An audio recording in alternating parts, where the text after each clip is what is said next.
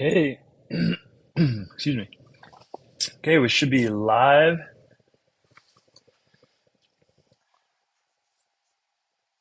Okay, gonna do a quick check here. It's been a couple weeks, about 3 weeks, since we went live, or since the last episode, I should say. So we skipped 2 weeks in between here. Try to do two things at once. I'm gonna just focus for a second here and going into Midwest Rockers group.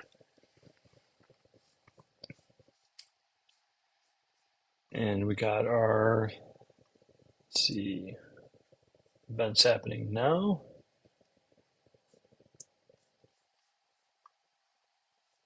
Checking to be sure we're live in our Facebook group, and it looks like we are. Quick test. Okay, good. We got better audio this time. So I haven't posted episode 18 in the group yet. The reason being, I have to go in and do some edit. For whatever reason, the volume is super crazy low in that one. So that was a little frustrating. Um, and I need to go in and see if I can increase the volume in Adobe Premiere. I'm going to go into YouTube quick now and just be sure we're live in the YouTube. I'm probably not going to post any links tonight. I'm just going to be live in Facebook, and then I'll post the replay later on. Live episodes, and it looks like we're live in Facebook as well.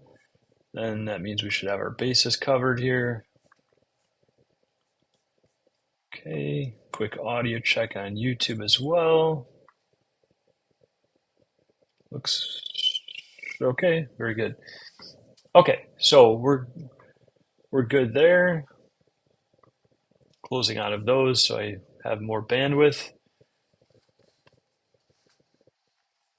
Okay, so I'm in StreamYard. I'm good to go. We're live in StreamYard in our Facebook group. And then, of course, I will put the replay in. It looks like our audio is good for tonight. So episode 19 might possibly be in the group before episode 18. Those edits sometimes take a while, and downloading, buffering, all that kind of thing. So I will try to get episode 18 in there this week. So what happened? Why did I disappear? So I had some friends show up from Sweden. I've told you guys before that I have one friend inside this group that is not from the Midwest. He is indeed from Sweden, and his name is Peter. Him and his wife were here in the USA. And when I caught wind of that, I decided to spend some time with them. So we got to hang out a couple times, and that was really cool. Took them down to Chicago, went to the Shed Aquarium, took them to the Hard Rock Cafe, which I highly recommend. I was insanely impressed by their food. Not saying you'll have a great experience, but the time we went, we had an incredible experience. We all got the steak, and I think it was the New York cut, and it was incredible. Much better than expected. All three of us were very impressed by it. So it was super fun. That was my first time down to the Chicago Hard Rock Cafe, even though I live this close. So, highly recommend if you haven't been there to go tour that and visit it. I hear they're still doing live music on the weekends, so I might check that out sometime. And anyway, we are back now. We're back in our group, and we're continuing our sessions. I discovered a book called Total Cover Band Domination. And I'll probably say the sentence again later. But it's written by an author named Andy Watson, who lives in the UK. But all his research and studies were somewhat from around the world, but what I gathered was mostly UK and USA. And the UK and USA are very parallel when it comes to the dominating styles. of music and the types of cover bands. And cover bands in his book also cover tribute bands. So it's kind of the cover bands and tribute bands. And he goes into a lot of detail. It's around a 300-page book, but it's an easy, quick read. He is like brass tactics. He gets down to the point. So it could feel like he's getting into a topic that could probably be a whole book itself, and he uh, gives you tips and tools in a matter of 2 to 10 pages, I'll say, covering each topic, and he covers many of them in the book. So it's a great book. I highly recommend it. Just like the book Superfans by Pat Flynn, we are dabbling in this book now, Total Cover Band Domination. And it's probably, my guess is going to be about an 8-part series. And I may do a little back and forth between this book and Superfans so that we continue our Superfan journey as well. It all ties together. The entire focus is all about building your 1,000 superfans. Okay, so it's not like we are moving away from what we've been doing. We are just going more detailed and more in depth into what we are doing, which is trying to gather and round up our 1,000 superfans initially, and then obviously growing it far beyond that in the long run. Okay. So, if you're new or just seeing this or catching the replay, and this is like one of one of your first episodes, I am John Capity. Welcome to Midwest Rockers Facebook group. This group is for musicians and bands who are passionate about rock-based music and sharing their gifts, their years of training, talent, and dedication with their audiences. I'm going to pull up my notes here. Midwest Rockers is open to musicians of the 5 core instruments: guitar, bass, drums, keys, and vocals. Keys/piano. The group is already filled with musicians just like you, those who are hungry to make it in the music business and entertain their local communities, cities, states, and the Midwest region. Here is my vision for each of you inside this community is to help rock-based cover bands grow their fan base, become a venue favorite, and create lasting, memorable moments with your audiences. I'm offering a podcast guest opportunity to rock stars who would like to share their story, their knowledge, to get some promotion, establish new connections with the Midwest Rockers community. If that's you, let's book a podcast. You can just reach out to me on Facebook inside Messenger. So let's begin, as always, with the Midwest Rockers Manifesto. Rock and roll is our accomplice. Ordinary is our enemy. Like rebels fighting monotony, our mission is simple: escape the mundane. We are the Midwest Rockers. We keep music alive. We fuel the local scene. We entertain our audience. We promote the venues. We build superfans. We cultivate a family feeling. We stand together. United we rock. We are the Midwest Rockers. This group is about education, entertainment, and engagement. The education piece of the group is about sharing your knowledge and your experience, learning how to grow your fan base, become a venue favorite, and how to confidently connect with your audience. The entertainment piece is to post clips of your songs, whether they're cover songs or original songs, live performances, your practice sessions, and posting your upcoming gigs so we know where to find you and to check you out. Engagement in this group is all about connecting, supporting, and learning from one another. You can engage by asking questions, dropping tips and hacks in the group. You can share your knowledge, experience, and stories that might help others within this group. So come back and visit the group often. Again, I am John Capity, the creator of Midwest Rockers, guitar coach, gaffer, which is a video lighting specialist. I work in the corporate industry, and marketing coach. I have a heart and deep connection for rock musicians. You are my tribe, my people. I connect with you. We speak the language of rock. We understand one another on a level it's beyond conversation and small talk. I've spent over 30 years developing my skills on guitar and still continue to do so. I was in and out of bands. I understand the difficulty of getting other support and getting them to show up to the gigs. I launched a guitar academy, birthed new musicians, helped them to skip many hurdles that I had to go through on my own journey. I learned superfan strategies and became friends with students and their families. Uh, Even to the point we called our recitals, the typical recital, a live event. We did not use the word recital. We used a live event. We did a one of our biggest was at a local venue called Fusion in Kenosha. Sadly, it's no longer there as of a year or two ago. But again, it was called Fusion. Held about, I want to say about 110 people inside, maybe 140. And uh, uh, our live events were free because they were recitals. They were we opened them to the public. So we had our students performing. Obviously, their families and their friends were invited and so forth. But we completely booked out the venue. We had like 300 people show up. Uh, I heard after the event, I would have done something about this during the event, but I heard after the event that even some parents got turned away because there were too many people in the venue. We couldn't fit any more people in there. And they didn't know who were parents, who were not parents, who were just kind of showing up. So that's how big our gigs were, and we had two events back to back at Fusion. Both were completely booked out. They had to turn people away because so many people showed up. We had the Miss Kenosha MC the event, so we went big, we went bold, we catered to our audience, and we built super fans. That is an example. Have you ever heard of a recital getting sold out? I mean, maxed out, turning people away. So that is the kind of thing that I'm talking about, and that is the kind of thing I want for you and your bands when you're playing gigs. Is that there's so many people in the venue, they got to turn people away.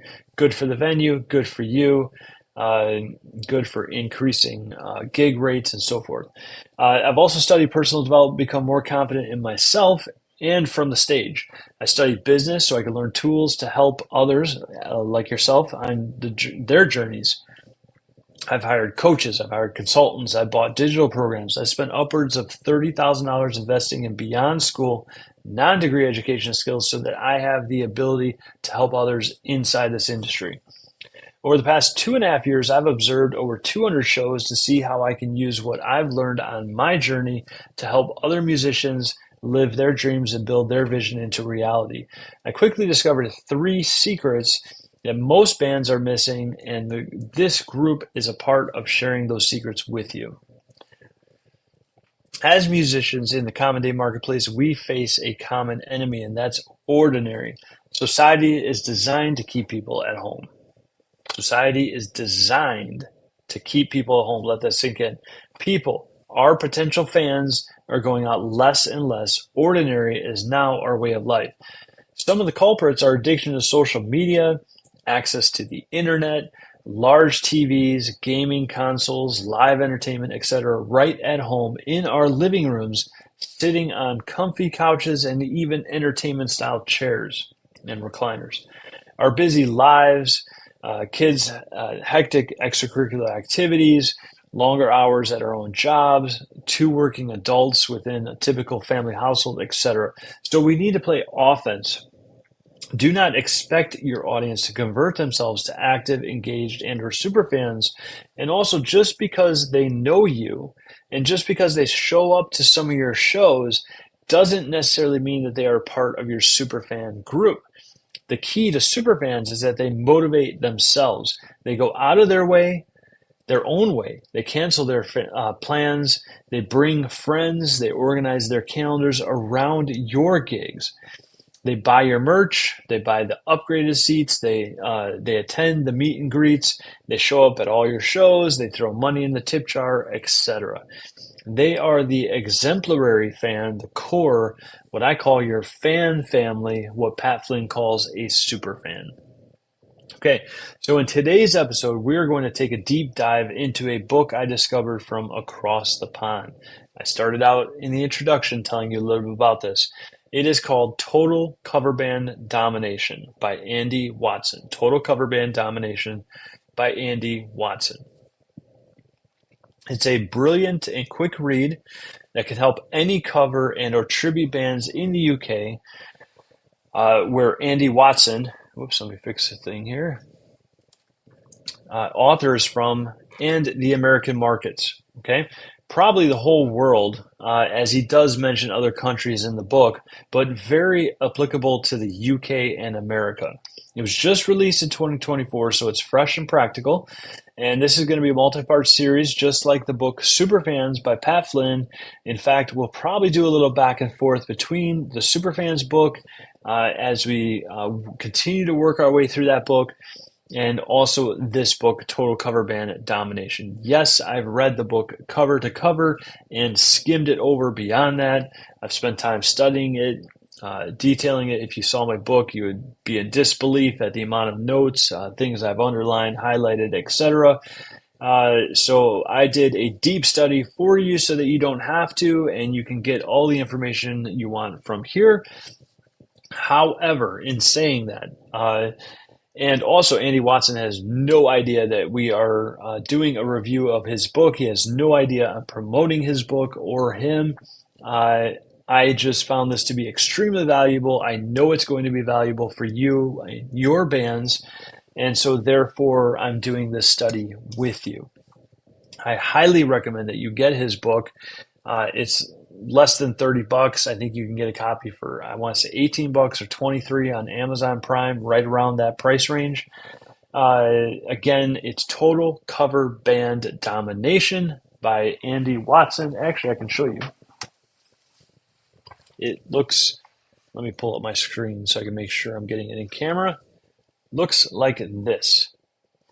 It appears that, let's see over here, the Ultimate Survival Guides, it appears he's going to be doing a series of books, and he's calling it the Ultimate Survival Guides, I think, unless he's part of some network of survival guides. But Total Cover Band Domination, okay? Try to get it up close.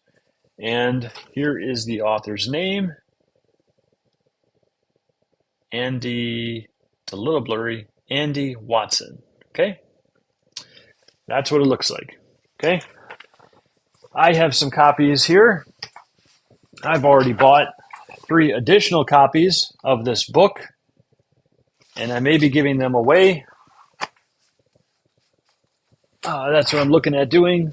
So those 3 look brand new because those are not my manuscript. My manuscript's all beat up, bent, torn, pages bent, everything, underline, highlight, notes, all through the book. I told you guys I go deep. I go hard on the books. I study them, and I relate that information to you guys to help you guys.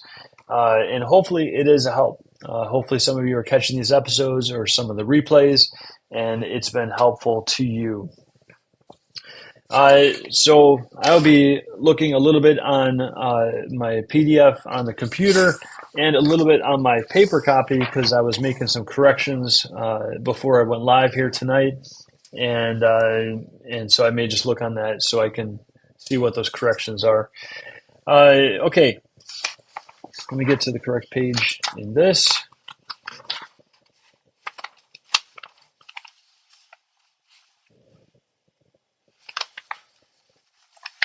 Okay, here we go.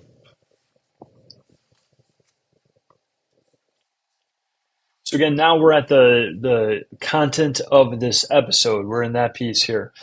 And just a quick reminder, what are superfans, because this all relates, this all ties together. Going a deep dive into Total Cover Band Domination is all about how to create your superfans, how to create a package, a business out of your cover band that will attract your superfans. Although he doesn't say that in the book, that's what it's all about. He does allude to it in certain ways about building your audiences and being all for your audience. He basically says superfan in about 20 different ways without saying the word superfan. Okay, so he is very on board with what we're studying. And remember, superfans invest time, money, and emotion into you, your products, your groups, your band, your performances, etc. Some people call this your tribe. It's kind of interchangeable, tribe, superfan. Our goal is 1,000 superfans who invest time and money into us and our shows. 1,000 superfans easily creates a six-figure cover band and or tribute band. Okay, 1,000 superfans easily in this modern day creates a six-figure cover band and or tribute band. And as you work and as you build further and grow even more super fans, you can get up into the mid six figures. Okay. Focusing on the activity of attaining superfans is the most important task in your band's growth. It's what we're focused on in this group. So let's take a dive into the total cover band domination. How can you and your band take the market by storm? Whether you're just getting your start, you've been in the market for a bit, or you've been together for years. We're going to start exploring the answer to that question in this first episode of Total Cover Band Domination. Although Andy, the author, is from the UK, he talks about and references the USA a lot. In fact, the UK and the USA are somewhat parallel in the music scene with just minor differences. I'll be referring the strategies and info in this book to the USA. Specifically for us, that means the Midwest USA. Okay, so some of the facts listed in Total Cover Band Domination book as of 2024, there are somewhere between 25 to 50,000 cover bands active in the USA. Of those 25 to 50,000, there are 30 to 35% are classic rock, 20 to 25% are pop or pop rock, 15 to 20% are country and country rock, 5 to 10% are alt rock, alternative rock, and 2 to 4% are metal. Now, there were also other categories listed, such as blues, classical, reggae, etc. But these were the ones that were pertaining to us in our group. Okay, so that means when you kind of look over those numbers, that means that about half or even more of all the working cover bands in the USA market today are rock-based bands. Let that sink in for a moment. That means that half or more of all working cover bands in the US market today are rock-based bands. That could be classic rock, pop rock, country rock, alt rock, metal. Okay, that's quite a bit, right? So the first strategy, and one that I also teach, is to focus on a music niche. Okay, a niche helps you to create themed merch kind of down the road and also charge higher rates for your gigs. So what is a niche? How do you decide on a niche, and what does that even mean? The best way I know to explain it is just give you some examples. Okay, so in our industry, country is a niche. Classic rock is a niche. Alternative rock is a niche. And by the way, some people say niche, pick your poison. Metal is a niche. Blues is a niche. Reggae is a niche, etc., etc., etc. Okay. Then going a level deeper, you have micro niches. So what does that mean? What is a micro niche? A micro niche is kind of like a subtopic within the niche. For example, 90s rock is a micro niche. If you take rock as a whole, 90s rock is a section of that whole or a micro niche. 80s rock is a micro niche. Today's top 40 is a micro niche. Fix a word here. A Dave Matthews tribute band is a micro niche. That's kind of almost a micro niche. It's like a level even deeper. Okay. A Lady Gaga tribute band is a micro niche, or kind of a micro niche within pop. So hopefully that starts helping. That's kind of making sense to everyone. Okay. Now, just picking a niche is sometimes not enough. So what does that mean? Well, you can pick classic rock, but in the UK and USA, classic rock bands are a dime a dozen. That's the biggest category. Okay, that's the most popular category. So when you get up around the cities and kind of the rural areas around those cities, classic rock is going to be extremely popular and extremely competitive. So it's kind of tough to compete against those who have already established themselves for years in the marketplace. Therefore, you may have to kind of micro niche in that market to help your band stand out and or create a unique spin on your niche. And I'm going to give you two local examples. Okay, so these are not in the book, but these are local examples to the Midwest. And one, Bella Cane is more, I believe they launched in Wisconsin. Don't quote me on that, but I believe they launched in Wisconsin. Uh, More of their gigs seem to be in Wisconsin, from what I can tell. And then Seventh Heaven is kind of Chicago based. Okay, so I tried to pick two bands, one more Milwaukee based or Wisconsin based, and the other more Chicago based or Illinois based. So kind of two states from our Midwest region. Bella Cane, Bella Cane is a country band with two rock based lead guitarists playing ripping rock leads and solos up and down the guitar. A country band merged with rock style lead guitar players ripping solos up and down the guitar. Very interesting mix. They also infuse rock songs into their country set list. Okay. They also heavily focus on their audience being the highlight of their show. It's all about the audience, lots of gratitude, promoting the clubs, the bartenders, etc. It's all about making a memorable night for their audience. Therefore, they pull huge crowds at all their gigs. Okay, that's Bella Cane. That's the Wisconsin-based, Milwaukee-based band. Okay, then there's locally Seventh Heaven. And Seventh Heaven is more of a Chicago-based and Illinois-based band. Okay, and both these bands do a little bit of travel. I think Seventh Heaven does more travel, kind of around the United States. I think they dabble outside the country as well. I would identify Seventh Heaven as a top 40 through the 80s, 90s, and the 2000s, and then some current hits as well, of rock, pop, and rap. Okay, so it's kind of a lot to take in. I would identify them as a top 40 through the 80s, 90s, and 2000s of rock, pop, and rap. And then I believe they also do some current hits as well.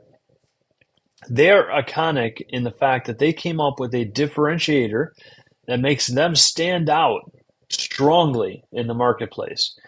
Beyond the fact that they are also an original band and have their own albums out that have been released previously with some hits on them, I think ranking on the charts.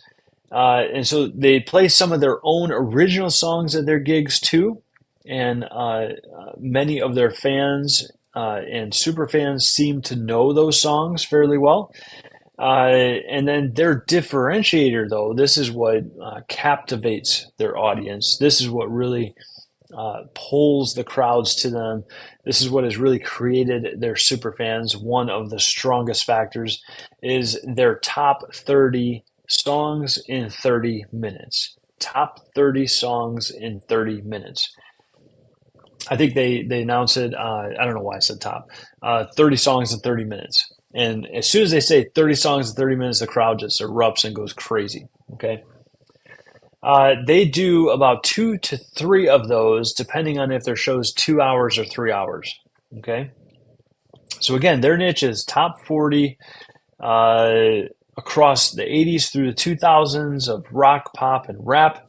And then they do some original music, and their differentiator in the market space is their top 30 in 30. Top 30, as I said, top again. 30 songs in 30 minutes. Uh, and these things help them to be at the top of their game locally and nationally. And one of the things I just remember too, and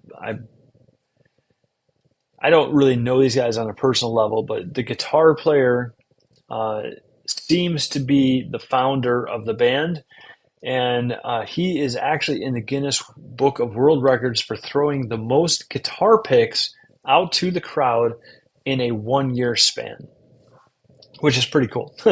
And the whole time during the show, he has the techs bringing in strips of guitar picks, taping them onto his microphone stand, and he's just constantly grabbing them, playing, throwing them out, grabbing, playing, throwing them out to the audience all through the gig.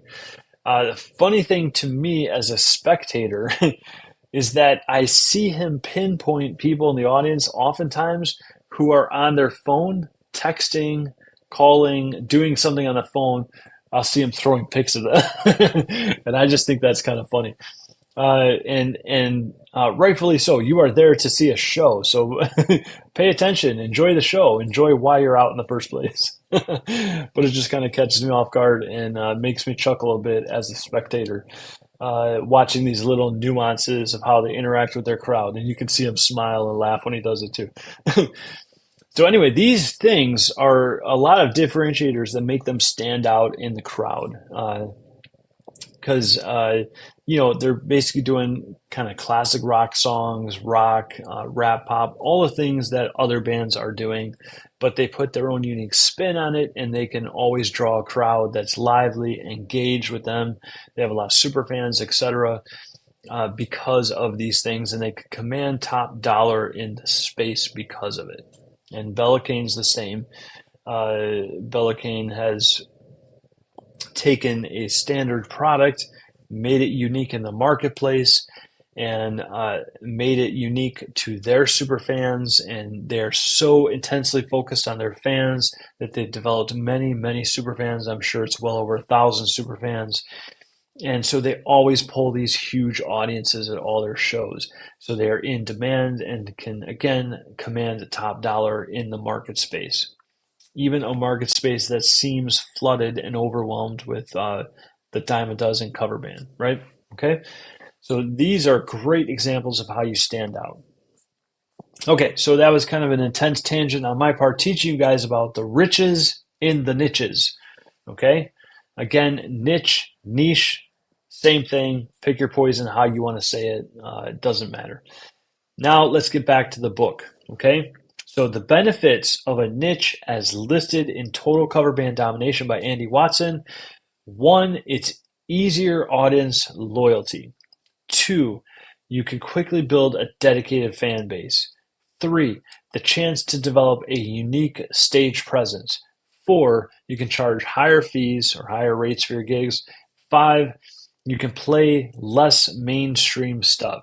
Now, this last one, number 5, I'm not sure that I fully agree with this. To some degree, maybe, kind of, yes. I'm not super convinced. I feel like you got to kind of micro niche in order to play less mainstream stuff, or even possibly be a tribute band. And then the fans of those tribute bands are so engaged in those artists that they will know all the songs. They won't just know the hits. Okay, so I'm a little iffy on his number 5 there, play less mainstream stuff. I still think that the majority of your gigs, you still got to kind of play the mainstream stuff to engage with your kind of wide audience, okay? Unless you micro niche and go real niched, or you're in a tribute band, okay? Keep in mind your venue locations, Andy tells us in his book. If you are in an urban location, that means city, right? Like the city of Milwaukee or downtown Chicago playing gigs.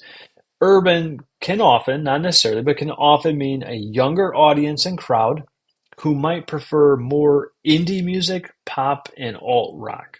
okay? Because they're from a younger generation. That's what they grew up around, okay? Rural clubs, so you get outside of the city. So that's kind of where I'm based. So Kenosha, Wisconsin, where I'm based now, is about 45 minutes south of Milwaukee on the state line. So I'm just about 10 to 15 minutes north of Illinois state line. And then it's about an hour north of Chicago. Okay. So I am in the rural areas, if you will. Okay. So that's kind of going beyond the city. I would say, you kind of get 15 minutes to an hour past the city limits. That's kind of the rural areas and beyond. That's the rural areas. Okay. And in these areas, Andy says, in the rural clubs, the bars, the fests often mean a more mature audience. Not 100%, but it leans towards a more mature audience, which tend to prefer classic rock, blues, and country. So those things are important when you're thinking about what band to start. Location, location, like as in real estate, location, uh, does play a strong role in what you're going to create and how you're going to spin your offering for your audiences. So where you are going to mostly do your gigs has an impact on what you create as far as your product that you put into the marketplace, your band. Okay, you need to be aware of that. Okay. And then the third thing he kind of said was then there's themed bars and nights that need themed music, such as Irish bars, may tend to want Irish music, especially when you're in the city. But in the Midwest here, I have noticed, especially around the Chicago, Milwaukee markets where I'm from, I've noticed that Irish bars also allow country and rock bands too, and even pop bands. Blues bars would be mostly blues bands, country bars mostly country bands, etc. Okay, so you need to think about where you're playing and what the audience of the venue is. So you wouldn't take a classic rock band to a blues bar or club or venue. Okay. Hopefully this is making sense so far. Then there's what we have called the hybrid approach. In the hybrid approach, you specialize in 1 to 2 genres and include a few hits from other genres that maybe you put your own spin on. Okay. Bella Kane, again, is a great example. They infuse country with rock, 2 genres, country and rock. Seventh Heaven, again, another great example. Top 40s from rock, rap, and pop. 3 genres, okay? I personally think the hybrid is a good option when it's married and organized properly for the audience. Okay, so you've taken into account, am I in a rural area? Am I in an urban area? Who is my market? What venues am I playing at? Who is their audience, etc. Okay, so if you do good research and take into account these things, I think a hybrid option of a couple genres, is a good option and gives you a little more variety in the band too. Okay, so then if you decide to go with being a tribute band, we're going to talk a little bit about that now, which I called a micro niche earlier. Andy from the book Total Cover Band Domination calls them hyper specialized bands. Andy says about 10 to 15% of working cover bands are tribute bands. About 10 to 15% of working cover bands are tribute bands. Tribute bands can draw large crowds and big money when done properly, but there is way more work required in a tribute band. So let that sink in for a minute. If you're going to go down this road, there is way more work involved in a tribute band. What does that mean? Such things as musicianship, mimicking the original artist, attire, your look, etc. You essentially have to become the artist to whom you are tributing if you really want that success, if you really want to get paid top dollar, top rates, etc. You don't really remain yourself. There's not a whole lot of originality inside a tribute band. In addition, and this is important, in addition, with a tribute band, the fans are far less forgiving.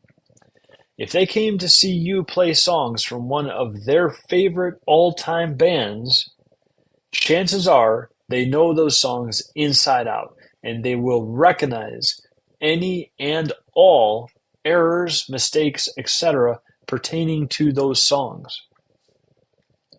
So perfection does become a thing when you decide to be in a tribute band in the current marketplace. Okay? These are very important things to consider when you're thinking about should we be a tribute band. Okay? Note, Andy says that the most significant advantage of a tribute band is that you get to tap into the original band's fan base. So if you pick the right tribute act to cover being a tribute band, okay, you will have access to a fan base that's already there. You will have access to super fans of the original band that will then want to come to see your band. Okay? Why would they do that? Easier access, localized to their territory. Okay, if you're playing where they live, it's cheaper, right? Okay, they can see you for a lot less than they can see their original artist. They may be able to see you more often throughout the year, as opposed to maybe only once every few years seeing their favorite band, okay, or once in a lifetime. Now, I personally also happen to like the hybrid model here as well. What does a hybrid approach look like with a tribute band?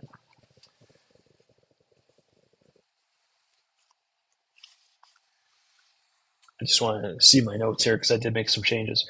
Uh, Locally, in my marketplace here between Chicago and Milwaukee, from the Illinois side, there is a cover band, a tribute act called Matchbox 90s. Matchbox 90s. They are a local tribute cover band to Matchbox 20. Okay, they play Matchbox 20 music as the main part of their show, but then also include alternative music from the 90s. That's a hybrid model. They're mostly a tribute band to Matchbox 20, and then they also play music from the 90s. They also do a fun mix song that's about 8 minutes, I would say, covering a span of around 15 to 20 different songs, and that is a real crowd pleaser. That is what I would say is the unique differentiator, very similar to the idea of Seventh Heaven, where Seventh Heaven does the 30 songs in 30 minutes. They do a mix of about 15 to 20 different songs in like 8 minutes, and it's really cool, really fun, really lively. There's some humor in it, etc. It's a real crowd pleaser. So that's a great differentiator in the marketplace.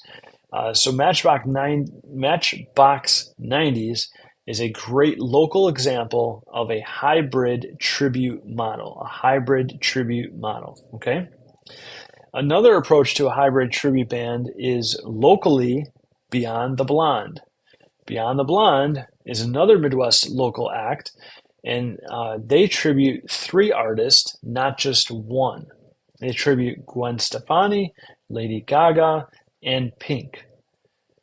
So that's tributing not just to one artist, but to three separate artists in one show. And I think that's a really great approach too. I think they're related. So probably fans of Pink would also like music of Lady Gaga. Probably fans of Pink would also like music from Gwen Stefani, and vice versa. Okay. So that's taking three related artists and tapping into all their fan bases to pull to your shows, giving you also some more variety for your show or your act, and being able to tap into multiple audiences. I think that's a great idea. And I'm very impressed by that with Beyond the Blonde.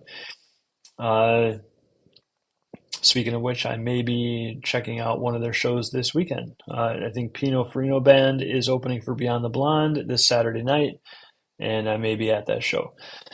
I think these hybrid models can also have more opportunities on a steady basis throughout the year. However, they probably will be kind of somewhere in the middle of a cover band to tribute band rates. So the hybrid tribute model, I don't think can command the top rates of a tribute band. Because when you think about going to a tribute band, you're really in essence saying, I want to see my favorite band. But I'm not going to go to a mainstream show, so I'm going to see this tribute act, but they're going to look like my favorite band. They're going to sound like my favorite band. They're going to play all my favorite bands, all my favorite songs from my favorite band. And it's going to be really great. It's going to be really fun. And because it's local and more affordable, I could take all my friends and family, right? That's what they're expecting. So those acts that are really tailored to that, mimicking the official original band, they're going to be able to command top dollar, top rates, much bigger fees to do gigs, and we'll talk more about that in a minute here. Okay, but the hybrid model allows you to stay somewhat localized, maybe not travel as much. It gives you more variety. Maybe you can cover a couple markets, like say maybe you play gigs all over Chicago and Milwaukee area, Illinois, Wisconsin, right? Maybe you cover 3, 4 states instead of traveling nationally to do your tribute act. Okay, but probably your gig rates are going to be a little less because it's not just about the tribute band. Yes, you're going to tap into that audience, but you're also saying we're also looking for the audience beyond that tribute act. Okay, so that because you're not as kind of think of a heart surgeon, right? A heart surgeon is specialized in the heart. A brain surgeon is specialized in the brain. The tribute act is specialized in that one tribute band. The minute you water that down at all by being a hybrid model, you're not super specialized. You're somewhat specialized, but not super specialized yet. So you're kind of somewhere in between cover band rates and tribute band rates. You're kind of in the middle there. Okay. So these are things I bring this up because these are things to think about when you're creating your band, or if you already have a band, you're already in the marketplace and you haven't thought about these things. You need to be thinking about these things as you kind of rework your band, re-engineer it, and relaunch it into the marketplace from our studies of the Superfan book and studies of the Total Cover Band Domination book. Okay. Okay, that was a mouthful here. Let's see, where are we at here? According to the book, Total Cover Band Domination, what are the typical rates for gigs for a cover band versus a tribute band? So let's dabble into Andy's research on typical gig rates for a cover band versus a tribute band. A cover band is typically going to make somewhere between 300 to 1,000 per night. And I know some, again, in the Chicago, Milwaukee market who are commanding 1,200 to 2,000 a night near this market. But they typically have, kind of hyper specialized and micro niches within the cover band. They've done something to establish them a uniqueness in the marketplace, and they pull a strong audience with them, so they can get a lot of people to show up to the gig. Okay, a tribute act. So again, cover band about 300 to 1,000 per night. If you've found a way to specialize or create a micro niche within that genre of cover bands, you might be able to pull 1,200 to 2,000. A tribute act pulls, according to Andy Watson in his research, about 800 to 2,000 per night and up. 800 to 2,000 per night. Okay, so you can see the difference is considerable in a tribute act. You can pull quite a bit more for being a tribute act. But there's typically fewer gigs per year. because you're so specialized and typically with the requirement of travel, multiple states, even nationally, uh, as it relates to the U.S. Okay, let's see. Here is another hybrid model to consider when you're thinking about a cover band or tribute band or a little bit of each. You could use the same band as a cover band and as a separate tribute band. So let's take that example of Matchbox Nine Match. I can't say X's tonight for some reason. Let's take the example of Matchbox 90s uh, tribute band, right? They're a tribute to Matchbox 20, and also a cover band of alternative 90s rock music. Okay, they could sell a lot of gigs locally as a cover band, right? And their specialty or micro niche could be alt rock, right? Uh, Especially like 90s alt rock if they want to truly do a micro niche. Or they could sell a gig as just Matchbox 90 being a tribute band to Matchbox 20 and only perform Matchbox 20 music. They could go a step further and they could make their appearance like Matchbox 20. They could dress like, act like, etc., etc. Okay, so to command those higher fees, and they could do a few shows locally throughout the year at those higher fees, and then fill in the gaps as a cover band in the area, doing a lot of gigs and fests and so forth at some lower fees, which is a nice mix and blend if they want to kind of stay local to the Chicago and Milwaukee markets and they don't necessarily want to travel throughout the Midwest or even want to travel nationally. Because there's a lot of expense in that. There's a lot more to consider.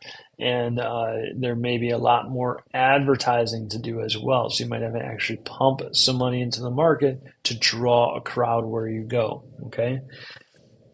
And if you don't do that, you're solely relying on the venue to do that for you, which is never a smart decision. Okay. So let's see. I kind of went on a tangent there. Let's see where we're at here.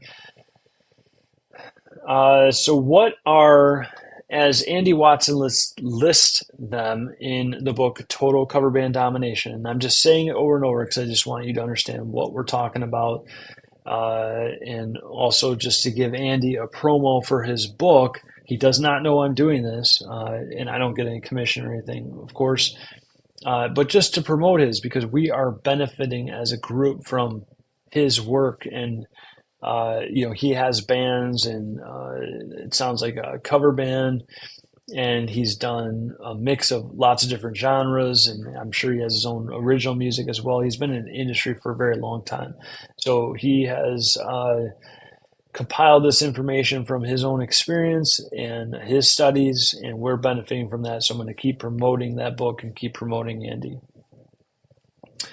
So he describes some of the benefits, requirements, and disadvantages for tribute bands as the following. Stronger brand identity. You can command higher paying gigs. It can be very good for getting into fests, and I've noticed this locally. There is a clear and recognizable image. If you're in a tribute band, you must create authentic and memorable performances for your audiences and fans of the original bands. The expectation is a lot higher there. You must have attention to detail and create an experience. That's very important. Attention to detail and create an experience for your audience. It requires more frequent practice sessions. You got to get better at the music because you can't have as many errors. The audience is going to notice those mistakes and errors, and they're not going to like it. It requires more intense at-home personal study and training on your own as individual band members. There's very little room for creative musical interpretation or originality. Okay. You really got to kind of stick to what was created originally. And that means your guitar solos, your little licks in between, everything. It's got to sound like the original band. It's very important. And then there's the need to travel farther to seek out new venues, audiences, and opportunities for your tribute act. Also, Andy warns us, be careful what tribute act to dedicate to. Check the market. If there are too many acts doing the same thing, then it's saturated and it will be tough going for you. So pick a tribute that is not seen as often or has low saturation, especially in your neck of the woods, like our Midwest group. That's another reason I think Matchbox 90s was so brilliant, because they're tributing to Matchbox 20. I don't remember the exact number, something like 20 million followers for that band, something like that. It's a huge market that they've tapped into. And I don't know of anybody else in our area that has a Matchbox 20 tribute band. There could be a band I don't know of, but I don't know of one. Okay. So they own the market currently, right? So very clever, very good. Good job, guys. uh, then there's like Lady Gaga. There's several tribute acts in this area. I think there's three that I know of. So that's not too bad, right? But that's three kind of in the outskirts of Chicago and Milwaukee, more in the rural areas, if you will. Okay, the cities outside of Chicago, outside of Milwaukee. So there, that's some competition you got to think about. Because now people have a choice. If two or three of you are gigging on the same weekend, and it's a tribute to Lady Gaga, for instance. I know I mentioned earlier, Beyond the Blonde has Lady Gaga, Gwen Stefani, and Pink. Okay, but say they're performing and another tribute band to Lady Gaga is performing. Now a Lady Gaga fan's got to go, okay, which one do I want to go see? I'm not going to see both. I'm probably not going to go see both shows in the weekend. Both shows may be at the exact same time. So which one am I going to go see? That's what we're talking about with saturation in the marketplace. How many acts are there doing the same thing you're doing in your area? Heavily consider picking a different band to tribute if there's too many people doing the same thing. Okay. Personally, I feel if there's three local bands tributing their music to Lady Gaga, I wouldn't tap into that market, or I would go to a different market, move to another state, or play gigs at different states. If I was going to do a Lady Gaga tribute, for example. And no, I have no intention on doing a Lady Gaga tribute. It's just an example. Okay, so hopefully that makes sense. So here's another thing that Andy Watson talks about. He talks about for tribute acts, it's also extremely important that you nail the name. I'm going to just make sure we're still live here. That would suck. And let me just make sure we have sound. How can I check that? I can't check it on the screen for some reason, so that's fine. We are still live though. Okay, so what I'm going to do is I'm going to just read off his examples, and the examples are on page 52 of the Total Cover Band Domination book. He says you must nail the name if you're going to be a tribute act. You have to make it obvious who you are tributing so that you can tap into the correct audience of the original band. And let's see. Sorry. There's a couple of these I'm going to leave out because they pertain to the UK market, and I wasn't familiar with those bands, so I'm going to read off my paper in this instance. And then I've added a few locally as well. So number one, Noasis. Noasis is an Oasis tribute, okay? The Clone Roses is a UK tribute to a band called the Stone Roses. The Clone Roses is a UK tribute to the Stone Roses. Iron Maiden. an Iron Maiden tribute band. Beatlemania, the Beatles tribute band. Nirvana, a Nirvana tribute band. Obviously, I'm sure you can assume who these bands are tributing. The Rolling Clones, okay, a Rolling Stones. Actually, they said it's a band called the Stones in the UK. I don't know if that's the same thing as the Rolling Stones or if that's separate and actually a band called the Stones in the UK. But the Rolling Clones could be a good name for the Rolling Stones too.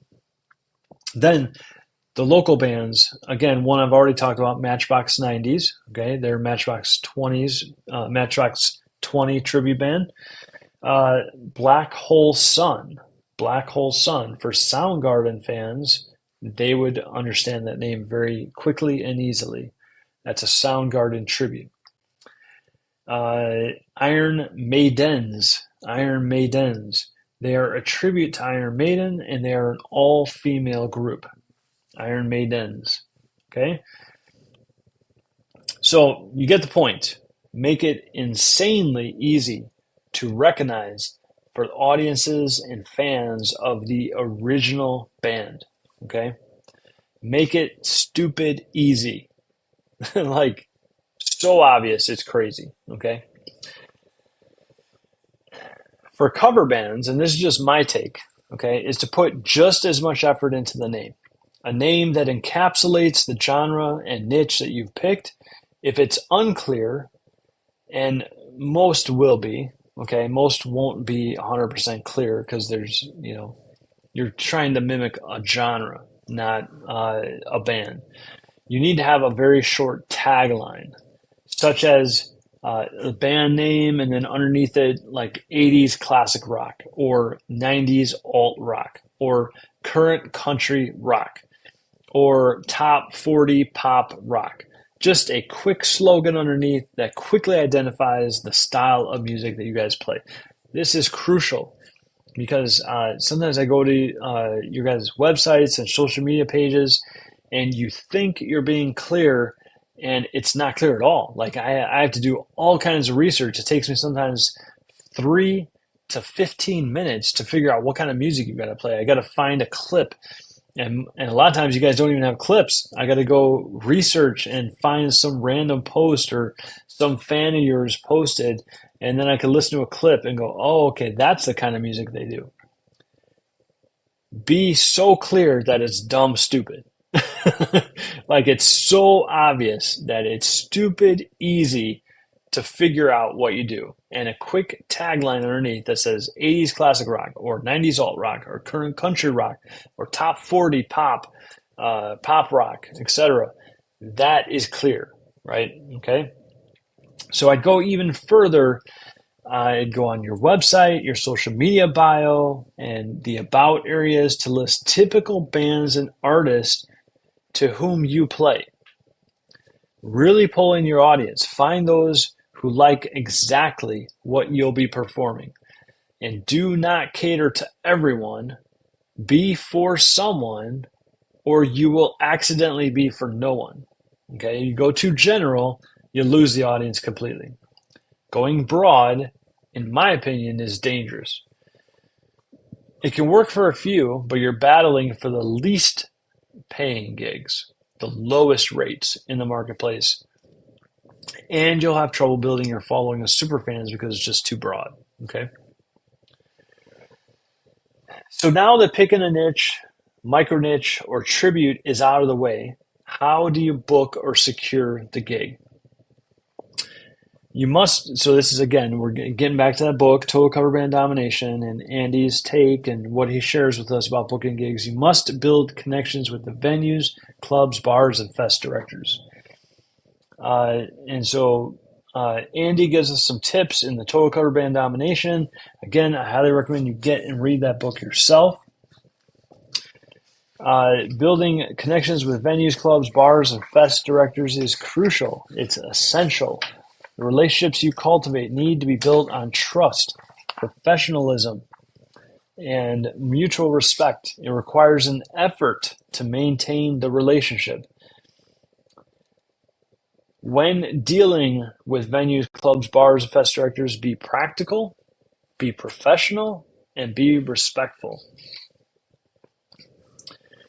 You need to do some research and some targeting. You need to research and target bars, clubs, and fests that align with your band's style. Identify the bars, clubs, and fests that regularly host live music, especially in the genres to which you perform. And here's a tip that Andy talks about is consider the layout and size of the venue. Smaller venues will probably prefer acoustic acts, smaller setups. Larger venues will have the capacity for full band setups. Also, research the venue's typical audience. A younger audience may want more contemporary hits. A more mature audience may prefer classic rock, country, or oldies. Okay? Study the venue Facebook pages. That's a real hot tip. Look at what bands have performed there in the past. Are you similar to them? Do you have a similar musical style, etc.? Okay? Andy recommends that you visit the venue preferably 2 times. Or more, I should say. Preferably 2 times, not just 1 time. Visit on a live music night. Okay, so that's one. One visit is on a live music night, so you can see what it's like, hear the sound, acoustics, etc. And then visit during a quieter time. When you visit during quieter time, call ahead, introduce yourself, make sure the person who books the bands and acts will be there. And here's a tip he gives. Talk to the staff and get to know them. Give them some personal attention because that is uncommon with most bands, and it will be noted and will be appreciated as well. It may help you to get and secure that gig. Hot tip advice. When you meet them and in your discussion, if they ask what you charge, Andy says reverse the question. Ask them, what do you usually pay? This question gives you a starting point for negotiations. This way you don't come in too high or too low right out of the gate. It sets you up very good in that sweet spot for negotiating your rate for a future gig. Okay? Warning, warning, warning, Andy says. If they do not mention money, do not bring it up. If the venue, club owner, fest director, etc. does not mention money, do not bring it up. Instead, after the meeting, ask for their email and phone numbers so that you can follow up with them. And later on, you guys can discuss rates. Okay. On this topic, let's discuss your press kit. Okay, so we're going to get into some details about putting your press kit together from Andy Watson's book, Total Cover Band Domination. What is in a press kit? What is a press kit? I know that most of you in this group know, but it is worth discussing the fundamentals just to be sure you have everything needed and ready to go. It's just like, practicing your instrument. We practice the fundamentals. Let's discuss the fundamentals of a press kit. Okay, a press kit is a collection of materials that showcases your band's experience, your band's style, and your band's capabilities. So what's included in that press kit? A brief band biography. A brief band biography. And I'm talking slow and enunciating on purpose, okay? Because this is some very intense stuff and we're going through so much information so quickly that I just want you to get it and pick out those things that pertain to you, those nuggets that are going to help you advance your band forward. So a press kit, what's included? A brief band biography. Highlight the genre, your niche. Highlight your influences. What artists influence your band? What artists do you play from? And highlight the gigs that you have played previously. Number 2, include high-quality images and photos of the band, preferably, Andy says, in live settings. Preferably in live settings. Number 3, include links to your social media profiles, website, music recordings, and or live videos. Include links to your social media profiles, website, music recordings, and or live videos. Number 4, list or at least partial list current songs you perform, highlighting popular covers and genres. Why do you want to do this? You want the club and the venue to know that you are playing songs that their audience wants to hear. Okay? In your press kit, number 5, include testimonials and references from other venues and clients if it's available. We understand if you're just starting out and you're brand new, you're probably not going to have that. Maybe go do a couple gigs, free or at really low rate, so you can get something to include here as a testimonial and reference. Okay. And then number 6, include your contact info in the press kit. Include your contact info. Do not forget that. Include your contact info. So easy to forget. He says to make your press kit digital and to also have it available as a PDF as well in case it's asked for. Make your press kit digital and as a PDF. Okay. We have reached the end. Okay, we've covered a lot today. That was a long session.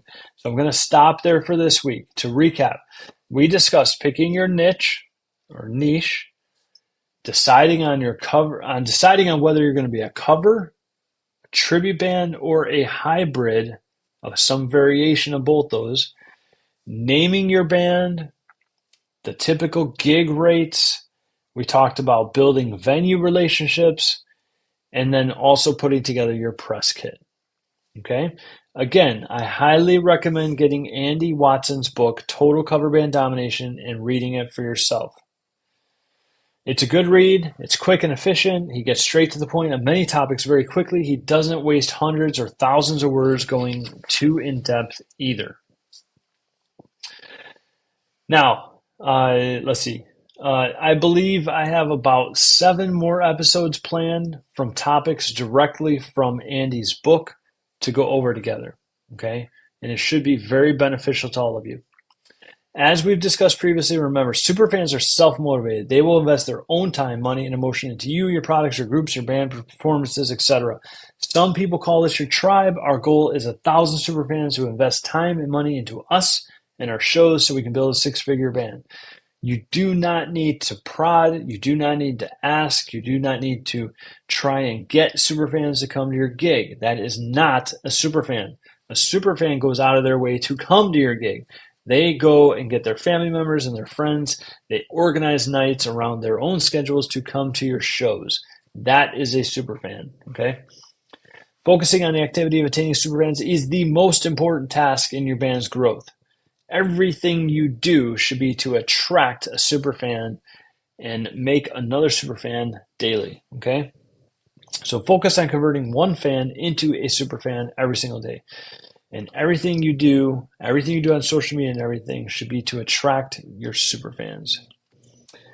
Think about how to get your casual fans converted into your active audience where they've participated with you in your band on some level. Then think about how to get those new active fans converted into your connected community where they're engaging with other fans of yours and then bringing them ever so closer to the goal of your superfans. Okay, Midwest Rockers, I hope that was helpful for you tonight. Keep visiting, get active, connect with others in this group, invite your friends. Most importantly, keep the lights on and keep rocking. This is John Capity. I'm signing off for the night. Thanks everyone for being here. Again, the replay will be up shortly, and I will also work hard to get episode number 18, the sound and volume fixed, so I can post that in the group as well. Thanks. Peace.